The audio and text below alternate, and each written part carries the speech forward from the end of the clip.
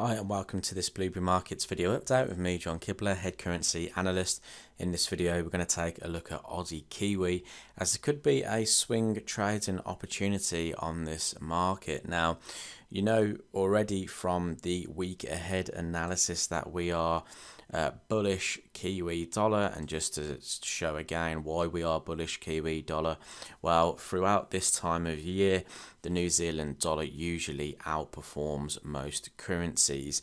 What's also interesting in the market at the moment, if we bring in the strength meter, we can see here that the New Zealand dollar has been quite strong with price, this yellow line here, rallying to the upside.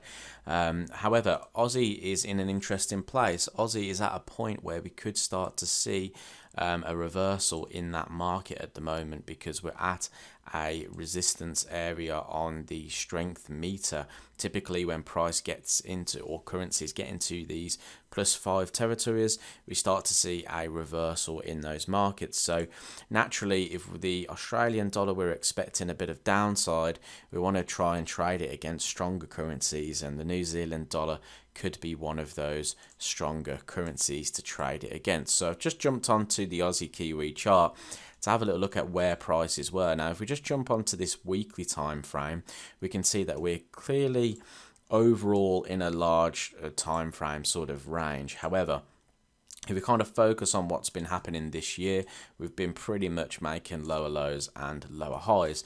So what we could see is the fact that price has made this lower high is that we're actually in an impulsive phase to the downside now on Aussie Kiwi, and we could see price return back to this previous structure area here to either move to the upside or break down and test the lows of the range. Now, I like the opportunity to trade it down to this area here. So that area in particular is around about 1.3056.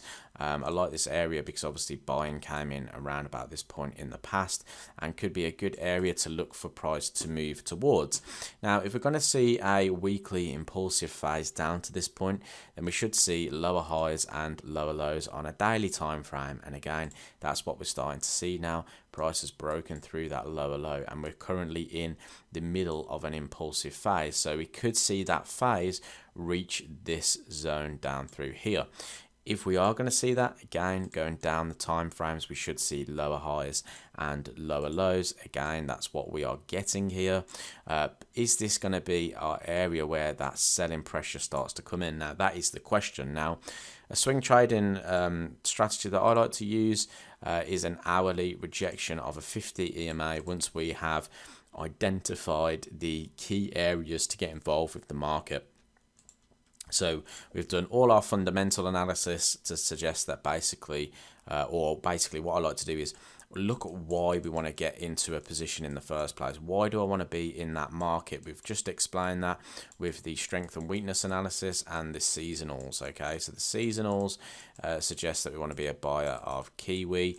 That has been reflected on the strength and weakness time chart, and that's our why we want to get in this chart. The next is to determine what the trend is in. Does the trend of the market agree with our idea or our bias to get short? Well, yes, it does, because we're getting lower lows and lower highs. The next thing then is to apply a trading strategy. Okay, so what I typically like to look for with the swing trading idea is a hourly rejection of a 50 EMA. You can see that it happened here and it happened here as price was moving in that downward trend.